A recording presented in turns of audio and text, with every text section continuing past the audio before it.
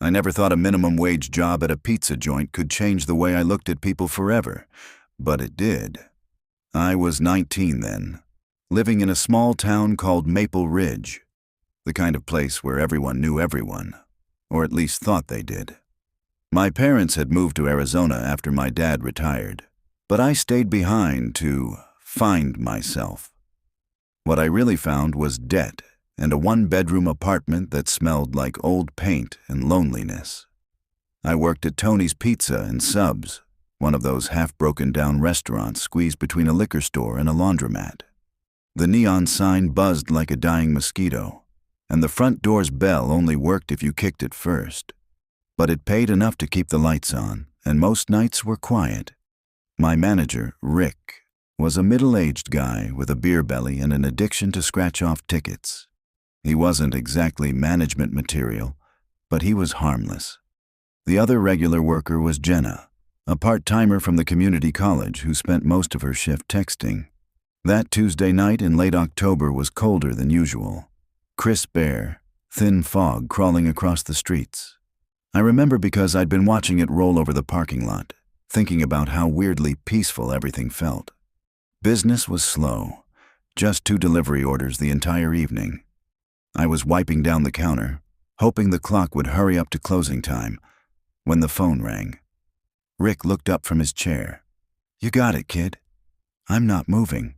I laughed, grabbed the receiver. "Tony's Pizza and Subs, this is Ian. What can I get started for you tonight?" For a second, I thought no one was there. Then came a voice, low, raspy, almost like the guy was whispering too close to the receiver. "Large pepperoni, extra crispy. No onions." "Sure thing," I said, pen hovering. "And what's the address?" He hesitated. I could hear breathing. Then quietly, 1275 Old Pine Road, gray house at the end of the lane, no streetlights. You'll see my car. Something about the way he said that, "You'll see my car," made me shiver. Like it wasn't information. It was a message.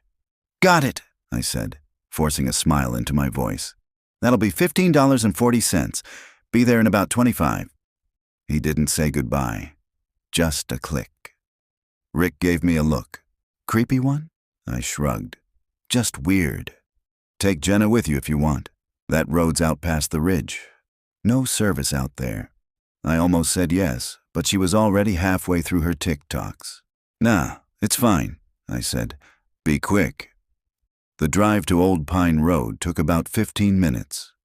The fog got thicker the further I went. Streetlights disappeared, replaced by the faint glow of my headlights against trees leaning over the narrow road. It felt like the world had ended somewhere behind me. My GPS stuttered and froze halfway there. I had to rely on faded house numbers and the map in my head. When I finally found 1275, I almost missed it. An old 2-story farmhouse, paint peeling, porch sagging, a single yellow light burning upstairs. And there it was, a dark blue sedan parked crooked in the driveway. I parked near the edge of the gravel, engine still running. The air was heavy and wet, smelling like damp wood. I grabbed the pizza box, stepped out, and felt the cold hit me like a slap. As I walked toward the door, I noticed something odd. The car's engine was still warm, not running, but recently off. "Tony's Pizza," I called out, knocking. "Got your order?" Nothing. I knocked again. The sound of my fist against the old wood echoed strangely. That's when I heard it. A dull thud from inside, followed by a muffled sound, like a voice. "Hello?" I called again. "You okay in there?" No answer, just another sound. Quieter, desperate. I took a step back, my stomach knotting. Every instinct screamed at me to leave. But what if someone was hurt? I leaned toward the window beside the door, trying to see through the grime. And that's when I saw it. A shadow moved across the room. Then, eyes. 2 pale, glassy eyes staring right at me through the window. The face appeared slowly, like it was gliding out of the dark. A man, smiling too wide, teeth too even. For a second, I couldn't move. My breath caught in my throat. Then the porch light flicked on, so bright it burned my eyes. The door creaked, then slammed open. He came running, fast. I dropped the pizza, bolted for my car. Gravel crunched and scattered under my shoes. I could hear him, heavy footsteps pounding behind me. My hands shook as I yanked the door open, dove inside, and slammed it shut.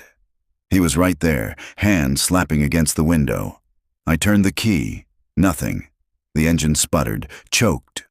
"Come on!" I yelled, hitting the wheel. He grinned through the glass, that same dead-eyed smile, and mouthed something I couldn't hear. Then the engine roared to life. I slammed into reverse, tires screaming, kicking up gravel and fog. He didn't chase me, just stood there in the driveway, watching, that grin frozen in place.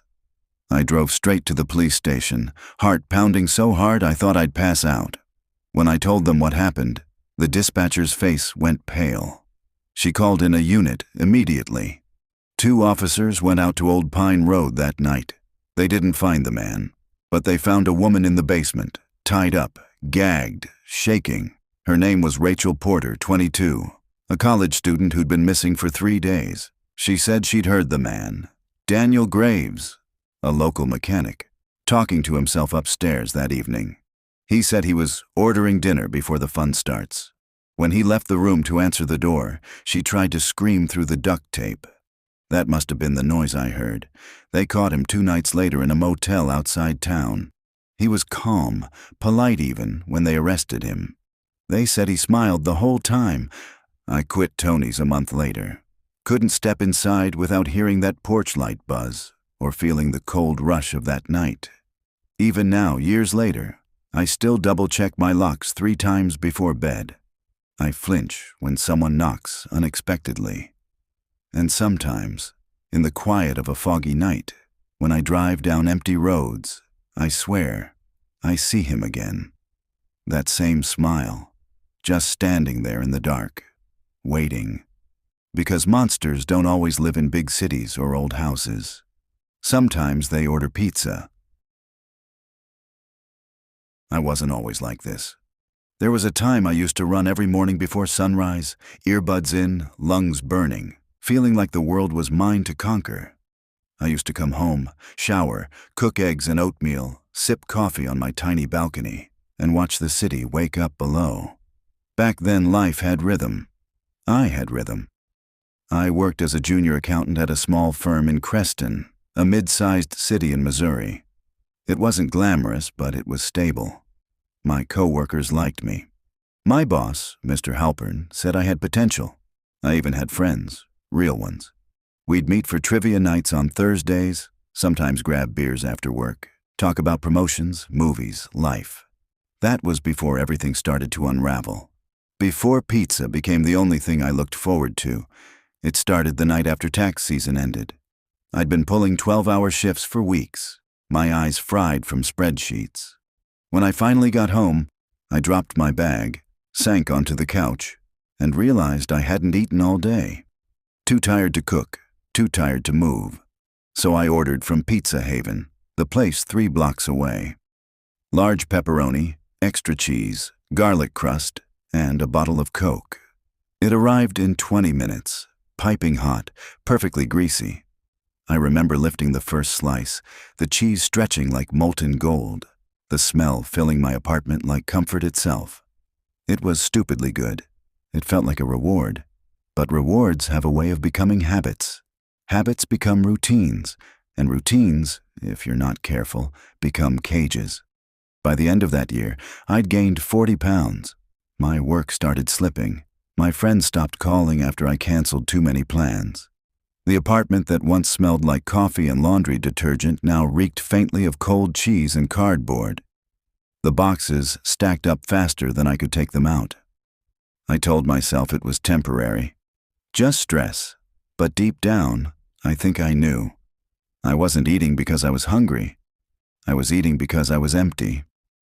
Then came Ethan, the delivery guy. He was young, maybe mid-20s. Skinny, pale, with messy brown hair that stuck out under his cap. The first time he delivered, he said, "Man, You order a lot from here. You must really love this stuff." I laughed awkwardly. "Greater than—" "Yeah, I guess I do." After that, he started remembering my orders, my name, my apartment number. Sometimes he'd joke, if you could call it that.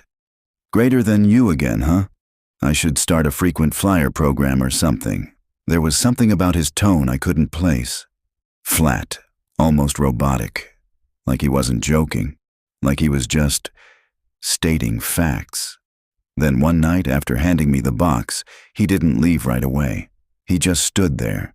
"Greater than, you ever think about how much of this you eat?" I blinked, caught off guard. "Greater than what?" "Pizza, every night. You ever think what that does to you?" I laughed it off, muttered something and shut the door. But his words stuck like a splinter. I looked at myself in the mirror that night for the first time in months. My eyes were bloodshot, my skin pale, my shirt stained and tight. I barely recognized myself. I swore I'd stop, but I didn't. Weeks passed, the deliveries continued. Ethan kept coming. And then something changed. The pizza started to smell off. Not the usual buttery crust and melted cheese, but something sour underneath. Metallic. Wrong. The first time I thought maybe they'd messed up the dough. The second time, I convinced myself it was the pepperoni, but it kept happening. Then came the sickness. A gut-twisting nausea that sent me to the bathroom for hours. Fever, chills, vomiting so violent it left my throat raw. I called in sick to work, told myself it was food poisoning, swore I'd never order again. But a week later, I caved. And when I called Pizza Haven, a girl answered. "Thanks for calling Pizza Haven. This is Mara. How can I help you?" Hey, is Ethan working tonight?" There was a pause. "Greater than Ethan." "Yeah, the delivery guy. He usually brings my order." Another pause. Longer this time. "Sir, we haven't had anyone named Ethan here in over a year." My stomach dropped. "Greater than... No, that can't be right. He's been delivering to me almost every week. I've been here 15 months, she said slowly. Night shift. I would know I hung up. That night, I dreamt of Ethan. He was in my apartment, standing by the counter. His uniform was soaked, dripping rainwater onto the floor. His eyes, empty, gray, fixed on me. He opened the pizza box and began eating, slice by slice, chewing slowly, the grease running down his chin. When I woke, my hands were shaking. My mouth was dry. I told myself it was just a nightmare. But the next evening, there was a knock at the door. When I opened it, no one was there. Just a pizza box sitting on the doormat, plain cardboard, no logo, no receipt. I should have thrown it away. Instead, I opened it. The smell hit me first. Rotten meat. Something wet and sour, like decay. Still, part of me, some desperate sick part, took a bite. The crust cracked like bones. The sauce was cold, grainy. I spit it out, gagging, and stumbled to the sink. My stomach churned. My hands shook so badly I could barely turn on the faucet. That's when I called 911. By the time the paramedics arrived, I was sprawled on the floor, half conscious, drenched in sweat. They had to break the door frame to get me out. I heard one of them mutter under his breath, "Jesus, look at this place." At the hospital, the doctor said I was severely dehydrated and close to septic shock. "Food contamination," she said. I asked where it came from. She didn't answer right away. Then she said quietly, "You're the third one this month. All from Pizza Haven, 12th Avenue branch." My blood went cold. "Greater than, did one of them mention Ethan?" She froze. "Greater than, you said Ethan?" "Yeah, he's the delivery guy. That can't be. Ethan Cole died in 2022. Robbery." Behind that same Pizza Haven, I didn't believe her. I refused to, until she showed me the article. There he was, a picture. Same cap, same half smile. Local pizza employee killed in late-night robbery. After I was discharged, I filed a report. The health department investigated. They found things. Horrible things. Rotten ingredients, expired meat, rat droppings, even traces of human biological matter in the dough mixers. The place was shut down. The owner disappeared before they could question him, and yet no one remembered Ethan. No files, no photos, no ID badge. Nothing. Except for me. It's been 6 months. I'm in therapy. I've started walking again, cooking again. I keep my apartment clean, airy, bright. But some nights, when the air is heavy and my street is dead quiet, I still hear it. A soft knock. 3 taps. When I open the door, sometimes there's a box waiting. Unmarked. Warm. Always warm.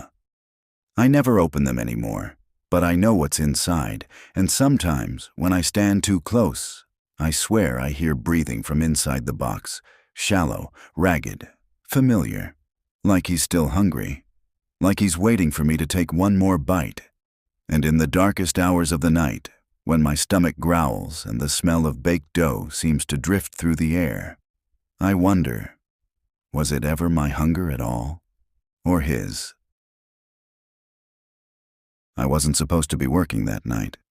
That's the first thing I keep reminding myself. It was supposed to be Leo's shift. He'd texted me earlier asking to swap because his girlfriend wanted to go to some late-night movie marathon. I said sure, I could use the extra cash. My name's Ethan Reed. I'm 20, a second-year student at Mapleview Community College, studying criminal justice. Not because I had some big dream of being a cop or detective, but because it seemed like something that could eventually lead to a stable job. Until then, I worked at Papa Tony's Pizza, a small independent joint in Coldwater, Ohio.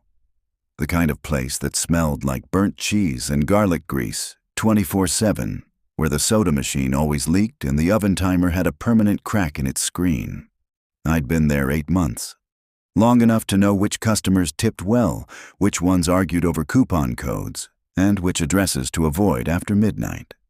That Thursday started normal enough. Cold air, light drizzle, wind scraping at the windows. Early March. Still the kind of weather that made your breath visible and your steering wheel feel like ice. Inside the shop, Martha, our manager, mid-40s chain smoker voice, permanently stressed, was counting receipts at the counter while music played faintly from a back radio. "You good for one more run before close?" she asked me without looking up. "Yeah," I said, tying my red cap tighter. "How far?" She squinted at the ticket. "Just out past Maple Hollow. House on Birch Lane. Cash order." I groaned softly. "That's like 15 minutes out. You sure they'll still be up?" She shrugged. "Guy called 10 minutes ago. Said he'd be waiting. Name's..." She flipped the paper. "Mr. Harlan. 2 large pepperonis, breadsticks, and a 2-liter of Coke." I took the insulated bag and receipt. "All right. Last run. Be safe," she said, as always. Half out of habit. Half because she meant it. The roads out of Coldwater were quiet. Streetlights faded fast past the downtown area, leaving long stretches of black country road broken up only by passing headlights. My old silver Toyota Corolla hummed lowly. Pizza smell thick in the air. The rain picked up halfway through. Not heavy, just enough to smear the windshield and make every passing shadow feel like something moving. I'd made a dozen runs out that way before. Birch Lane was a cul-de-sac with maybe 6 houses, most with big yards and dark porches. But when my GPS said, "You've arrived," I noticed something strange. There were 7 mailboxes, 7 houses, but the one marked 147 Birch Lane didn't look like the rest. The others had porch lights, maybe a car in the driveway. This one, dark, completely dark. No lights inside, no car, no sound, just a faint flicker from a window. Maybe a candle, maybe a reflection. I parked near the curb, leaving the engine running. Checked the ticket again. 147 Birch Lane. Cash, $26.40. I waited a moment. Sometimes people took forever to answer. But the longer I sat there, the more I noticed how quiet the street was. No barking dogs, no wind through the trees. Just rain tapping the hood. I grabbed the pizza bag, zipped my jacket, and stepped out. The house looked older up close. Peeling paint, sagging gutters, a porch light bulb that flickered every few seconds. The kind of house that looked abandoned until you got near it. I walked up the steps, each one creaking under my sneakers. Knocked twice. No answer. I tried again, louder this time. Then, footsteps. Slow ones, from inside. My shoulders loosened a little. At least someone was there. The door opened just an inch. The smell that came out wasn't rot or anything obvious. It was something else. Damp carpet, old wood, something stale. Mr. Harlan? I asked. A voice came from inside, male, low, rough. Yeah. Got your order, 2 pizzas and breadsticks. Cash, he said simply. Yup, $26.40. The door didn't open further. I couldn't see him. Just darkness behind the gap. Then something slid out from that gap. A folded bill. I took it, unfolded it under the porch light. A 50. You got change? I asked. He didn't answer. Sir? The voice came again. Softer now. Come in. I'll get it inside. I froze. My breath fogged the air. Sorry, I can't, I said quickly. Company rule. I can wait right here while you grab the change. Nothing. Silence. Then, the door creaked open wider, slow, revealing part of the hallway inside. Dim light from a lamp flickered somewhere in the distance. A man's outline stood halfway behind the door, one eye visible through the gloom. Something about that eye felt wrong. Too still. He said, It's just inside. I dropped it. Come in. I'll hand it to you. I stepped back slightly. I'm fine here, sir. The man's lips twitched. Not a smile, not a frown. Just movement. Then he whispered something that made my stomach tighten. Don't make me ask again. It wasn't loud. It wasn't angry. It was said like someone reading a line they'd practiced. I swallowed. Every nerve in my body screamed, Leave. Sir, if you don't have change, I'll come back with... Before I finished, a shape darted behind him. Quick, a shadow, too tall to be a pet. My hand went to my phone. Sir, who's with you? I asked quietly. He didn't answer. Just stood there, breathing shallowly. Then, movement again. A hand gripped the edge of the door from inside. But not his. Thinner. Paler. I didn't think. I stepped back, fast. I'll leave the food here, I said, voice trembling. No response. I set the pizza bag on the porch, turned to leave, and that's when the door slammed open behind me. I jumped, spinning. The hallway light flickered on fully for a split second, enough for me to see inside. The man was standing halfway down the hall. His shirt was torn, face streaked with something dark. His eyes were wide, bloodshot. Behind him, through a cracked doorway, I saw something on the floor, something wrapped in plastic. He shouted, voice breaking, "Help me!" Then he was yanked backward, hard, like something had pulled him by the shoulders. The light went out. Everything went silent. For a second, I couldn't breathe. My feet refused to move. Then, instinct took over. I ran. Down the steps, slipping on the last one, nearly face-planting. I sprinted to my car, fumbling for the handle. My keys slipped once, twice. Finally, I got in, slammed the door, locked it. I didn't look back until I started the engine. When I did, the door to 147 was wide open, and in the doorway stood that same pale shape, watching. Still. It didn't move toward me, didn't wave, just stood there as I tore out of the street and didn't stop until the lights of Coldwater came back into view. I called Martha as soon as I parked behind the shop. My voice shook so badly she thought I'd been in an accident. Within an hour, 2 police cruisers were heading toward Birch Lane. They called me the next day for a statement. According to the report, no one named Harlan lived at that address. The house had been vacant for over 8 months. Utilities disconnected, no furniture, no signs of recent tenants. But here's the thing that keeps me awake most nights. They found the pizza bag, still on the porch, and inside it, my receipt, untouched. But the pizzas were gone. I quit 2 weeks later, told Martha I needed to focus on school. That part's true, but the real reason?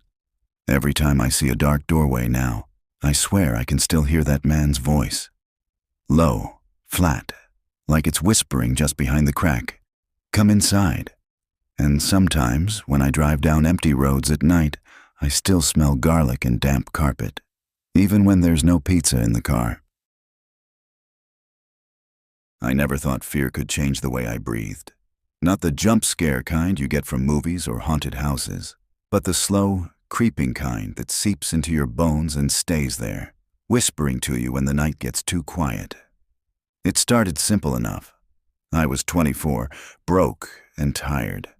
My name's Ethan Hale, and at the time, I worked nights at Tony's Pizza Stop, a small takeout place on the edge of Ridgefield, a quiet town about an hour outside Cincinnati. I wasn't chasing dreams. I was just trying to pay rent. My dad had passed a year earlier, heart attack in his sleep, and my mom moved in with my sister up north. I stayed behind, mostly because I didn't know what else to do.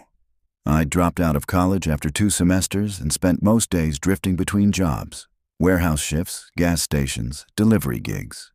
Tony's wasn't bad. It smelled like garlic and burnt crust all the time, and the ovens made the whole back room feel like summer in hell. But Tony, my boss, was a good guy.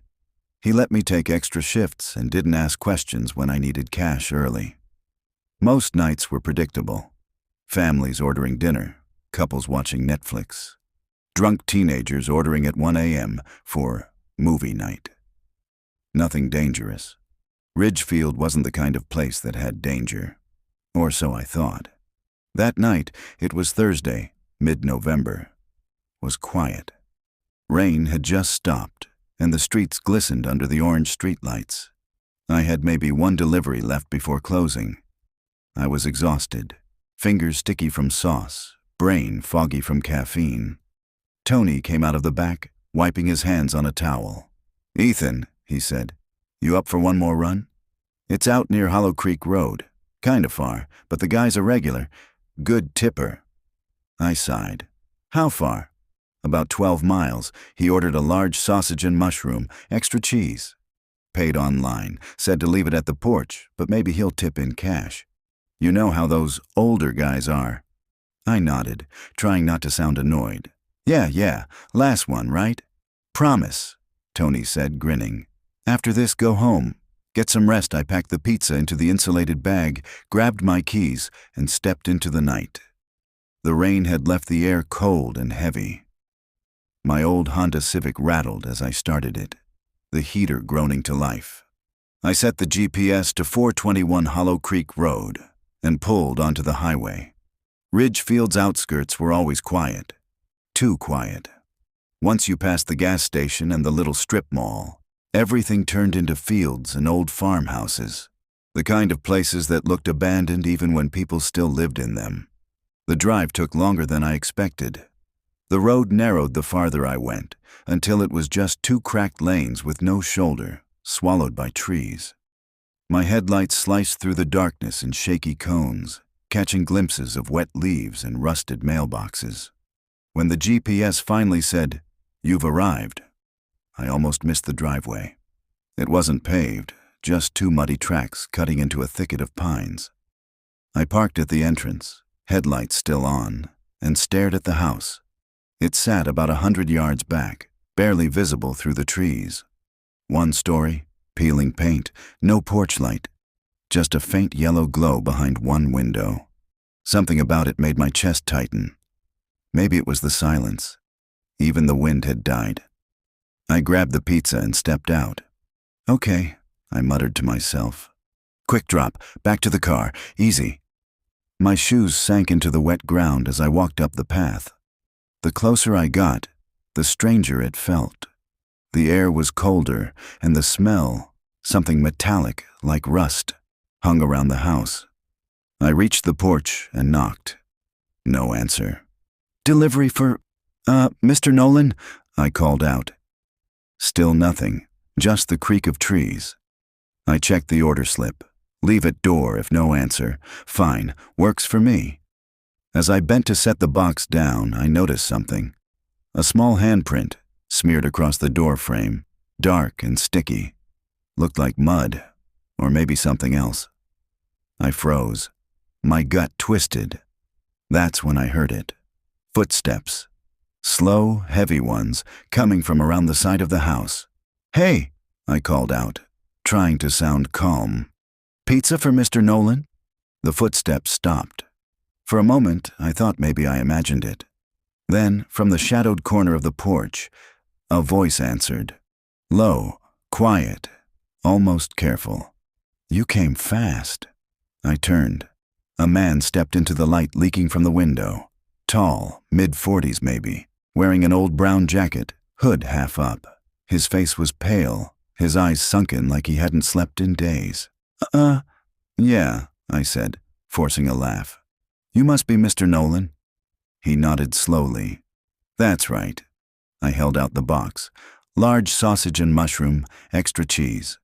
He didn't take it, just stared at me for a long, uncomfortable second. Then, that strange half-smile spread across his face. "You're new," he said softly. "New?" He tilted his head, like he was studying me. "You don't know the rules yet." My fingers tightened on the box. "What rules?" He didn't answer. Instead, he reached into his jacket pocket and pulled out a handful of coins. Quarters, dimes, nickels. They clinked softly as he extended his hand. "Exact change," he said. Something about his tone. Flat, rehearsed.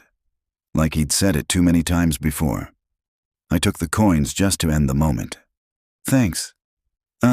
Enjoy your—" Before I could finish, he spoke again. "Don't stay on the road too long," he murmured. "They watch the ones who linger." My heart skipped. "Excuse me?" He smiled wider. Too wide. "You'll see." And then he turned, took the pizza, and disappeared into the dark house. The door closed. Silence.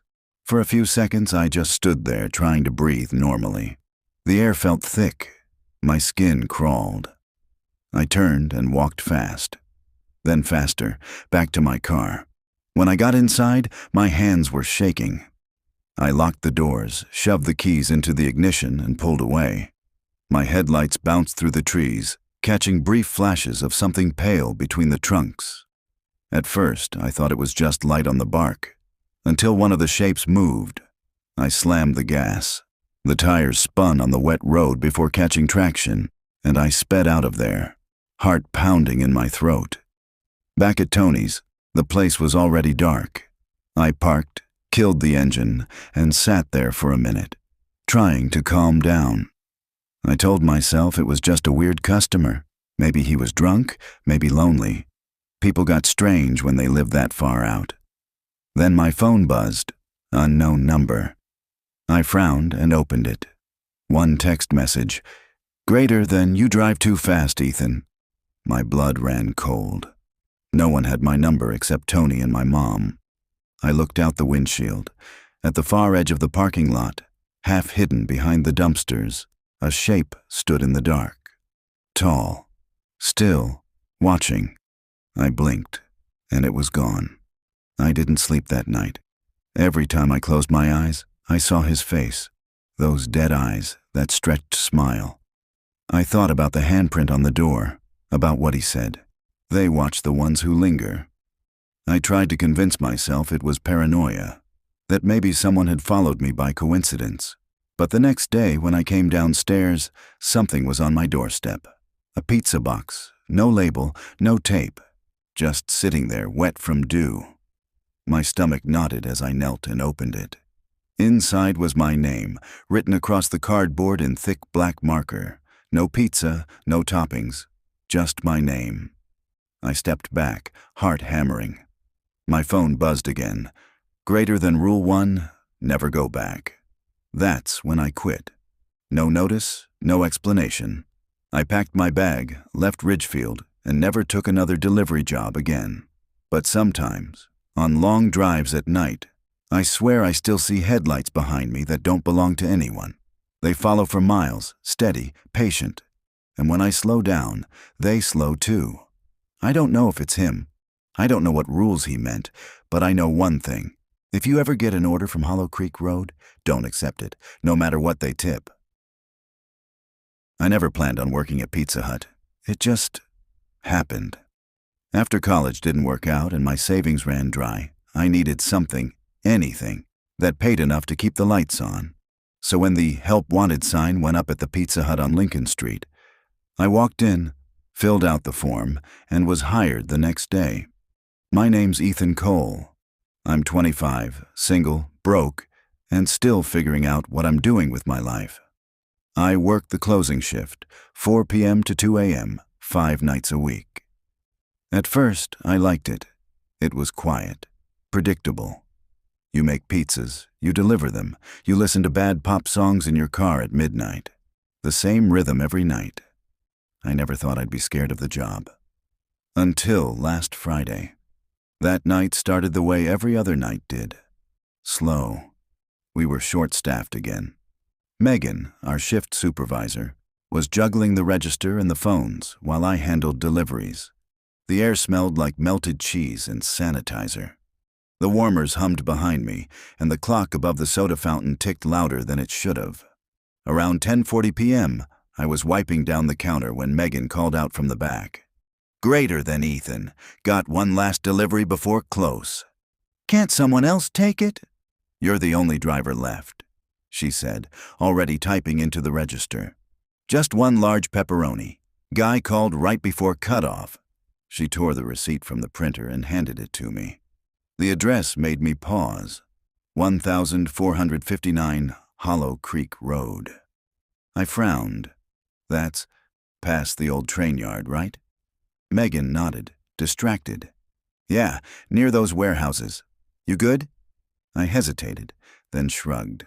"Yeah, just weird place for pizza." She smiled faintly. "People get hungry everywhere." I grabbed the box, slid it into the warmer bag, and headed out. The night was cold, unusually so for early spring. My breath fogged up the windshield as I drove through empty streets. The hum of the engine was the only sound. Streetlights flickered, and every few blocks the city just seemed to thin out. When I turned onto Hollow Creek Road, everything went still. The road was narrow and cracked. Old warehouses loomed on either side, their windows black and hollow. There were no houses, no shops, just rust, concrete, and the faint hiss of the wind. I double-checked the receipt.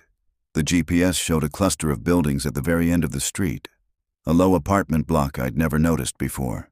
When I pulled in, the first thing I noticed was how quiet it was. No music, no barking dogs, not even the buzz of a power line. Just silence. The building itself looked forgotten. Half the windows boarded, the paint peeling like dead skin. The porch light above the entrance flickered every few seconds, bathing the cracked concrete in a heartbeat rhythm of light and dark. I parked near the entrance, grabbed the pizza, and checked the note printed on the receipt. Greater than deliver to side door, basement level. Basement. That word made me stop for a second. Most customers met me at the door or in the lobby. Basements? Not normal. Still, it was late, and the faster I finished, the faster I could go home. I followed the narrow path around the side of the building. The grass was overgrown, brushing against my legs as I walked.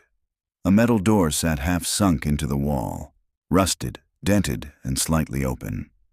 I hesitated. Greater than Pizza Hut delivery. I called out. Silence. Large pepperoni? Nothing. I should have left. I really should have. But part of me, that stubborn, tired part that wanted the night over, pushed the door open. The smell hit first. Damp concrete, old wood, something metallic. A single light bulb flickered at the bottom of a staircase, swinging gently like it had been disturbed. I took a step down, then another. The air grew colder, so cold my fingers started to sting. Greater than hello, I called again. Still nothing. Halfway down, I heard something. Not footsteps, not a voice exactly. Just movement. A faint scraping sound, like fabric sliding against the floor. "I've got your pizza," I said, forcing a chuckle. "You already paid online, so—" Then I heard it. A whisper, low, wet, close. Greater than down here. I froze. It wasn't loud, barely more than a breath, but it came from somewhere below. "All right," I muttered under my breath, more to myself than anyone. "Just hand off the pizza and go." At the bottom of the stairs, a hallway stretched left and right. The walls were unpainted concrete, damp and cracked. The light flickered overhead, casting everything in jittery flashes. There were doors on both sides. Heavy, metal, no labels. Only one stood slightly open, faint yellow light leaking through the crack. My pulse quickened. I took a slow step forward. The pizza box felt heavier in my hands. "Hey," I said, "I'm just gonna leave it by the door, okay?" No answer. The air shifted. A faint shuffle from inside the room. Then, a voice. Greater than come in. It was quiet. Flat. But something in it felt wrong. Like the words had been practiced, repeated too many times. My hand trembled. I nudged the door open with my foot. Inside, the room was small and windowless. A single lamp sat on a table, its bulb yellowed and dim. And there, sitting in a circle on the floor, were 5 people, all facing inward, all perfectly still. They didn't move when I entered, didn't look up. Their clothes were normal, jeans, hoodies, but their skin looked gray, stretched tight over their bones. Their heads twitched slightly, in sync, like they were breathing together. The pizza box slipped from my hand and hit the floor. "Hey, you guys order this?" Nothing. Then, one of them, a woman with tangled hair, turned her head. Slow, mechanical. Her eyes met mine, and I swear they were clouded, like the surface of ice. "We've been waiting," she said softly. The others turned too. Their faces were the same, pale, blank, expressionless. I took a step back. My throat went dry. "Look, if this is a prank." They stood, all at once. No one blinked, no one spoke. They just moved, slow but synchronized, like puppets under the same hand. I stumbled back into the hallway, my heartbeat thundering in my ears. Then I heard the footsteps. Soft, bare, following. I ran. The hallway stretched endlessly, doors blurring past. My shoes slapped against concrete, echoing louder than the pounding in my chest. I reached the stairs, nearly tripped, and clawed my way up. Behind me, the footsteps grew faster. By the time I burst through the metal door into the night, I could barely breathe. I didn't look back, didn't stop until I reached my car. When I slammed the door shut, I glanced up. And through the windshield, I saw someone standing at the basement entrance. Just standing, watching. I didn't go back to work. Didn't even tell Megan what happened. I just texted her that I quit. No explanation. For the next few days, I stayed inside, locked every door, covered every window. I tried to convince myself I was overreacting. Maybe I'd imagined it. Maybe they were squatters or drug users. But then, last night, I found something taped to my front door, a Pizza Hut receipt. No name, no phone number, just my address, and one word printed across the bottom, basement. I never thought silence could be this heavy. When you live alone long enough, you start to notice the small sounds, the hum of the fridge, the ticking clock, the pipes sighing through the walls. They become company in their own way. My name's Ethan Cole, 23 years old. In 2009, I was in my final year of engineering at a small university in Columbus, Ohio. I'd just moved into my first solo apartment, a tired little unit in a complex called Brookfield Terrace. The rent was cheap because half the building was older than I was, and the elevator didn't work half the time. But to me, it was freedom. No roommates, no parents calling every morning. Just me, my textbooks, and a laptop that whirred like a jet engine when I played music. That Friday had been normal. I came home from class around 7, showered, reheated leftover pasta, and sat down to finish a lab report. The night outside was calm, no rain, just that soft hum of traffic from the main road. Then, a knock. 3 short, deliberate knocks. Not hesitant, not loud.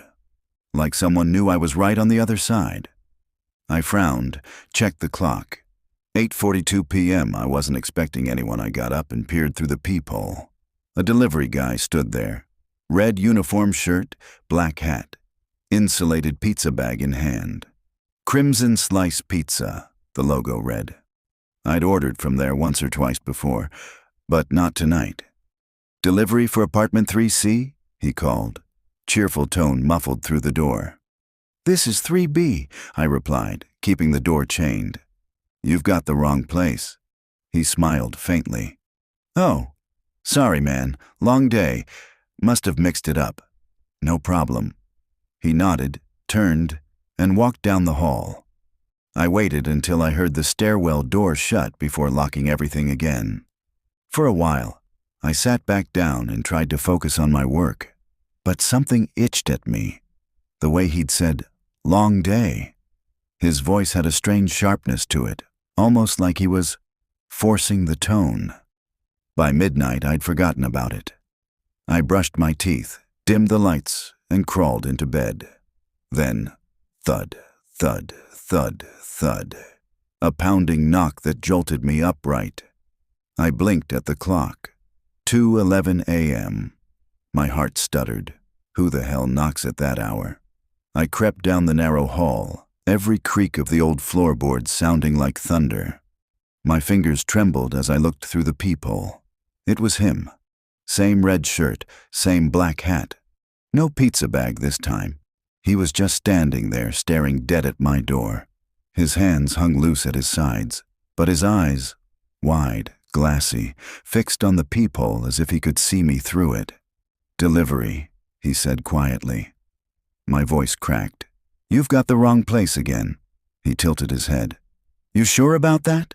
That tone, casual but wrong, made my stomach twist. "I didn't order anything," I said, louder now. He smiled. I heard it in his voice. "Oh, I think you did." Then came a heavy bang, his palm slamming the door. I stumbled back, pulse hammering in my ears. "Leave or I'm calling the police." He didn't move. Another slam, then another. The whole frame shook. I grabbed my phone with shaking hands, fingers fumbling over the screen. 911, what's your emergency?" "There's a man. He's trying to break into my apartment. He's a pizza guy. I told him to leave. He keeps—" "Stay calm. Are you in a safe place?" "I'm inside, door locked. He's hitting it hard. Oh, God." "Officers are on their way. Stay on the line." The pounding grew louder. My walls rattled. His voice came through, low and furious. "You think you can ignore me, Ethan?" I froze. He knew my name. "Who are you?" I shouted. Silence. Then a soft scraping noise against the wood, like metal dragging across the surface. "I told you," he whispered. "You ordered this." I backed away until I hit the kitchen counter. My hand found a knife in the drying rack. The dispatcher was still talking, but her voice felt far away. Then, just as suddenly, silence. No knocks, no footsteps, nothing. I held my breath for a full minute before creeping back toward the door. Through the peephole, nothing but the empty hallway. "The officers should be there any second," the dispatcher said. And they were. 2 cruisers pulled into the lot minutes later. The cops swept the building, but the man was gone. No sign of forced entry at the front gate. "Probably just some drunk or a prank," one officer muttered, clearly unconvinced by my shaking hands. But it wasn't a prank. I could still hear his voice in my head. The next morning, I called Crimson Slice Pizza. They said none of their drivers matched that description. They didn't even have a delivery to Brookfield Terrace that night. By Sunday, I was sleeping with the lights on. Monday afternoon, after class, I came home to find something stuck in my door frame. A folded receipt. Crimson Slice logo printed across the top. No date, no order number. Just the word paid, scrawled in thick red ink. My stomach dropped. I called the police again, but they didn't find anything. No cameras, no fingerprints, no witnesses. That night I stayed with my friend Leah, a classmate from my design course. She insisted I stay a few days. "Ethan, seriously, don't go back there alone," she said. "People like that, they don't just disappear." I wanted to believe she was wrong. I wanted it to be over. 3 weeks later, a local news alert flashed across my phone. Man arrested for stalking and home invasion attempts. His name, Caleb Dorn, 41, a former delivery driver for multiple pizza chains, including Crimson Slice. Police found notebooks in his car, pages filled with names, addresses, routines. Mine was one of them. Next to my name, in red ink, he'd written, "He opened the chain. He'll open again. I moved out that same week, got a roommate, bought a dog, changed my number. It's been years now, but sometimes, when I hear a knock late at night, I freeze. I still see that faint smile through the peephole, still hear the scrape of metal on wood. And every time I order takeout, I pick it up myself.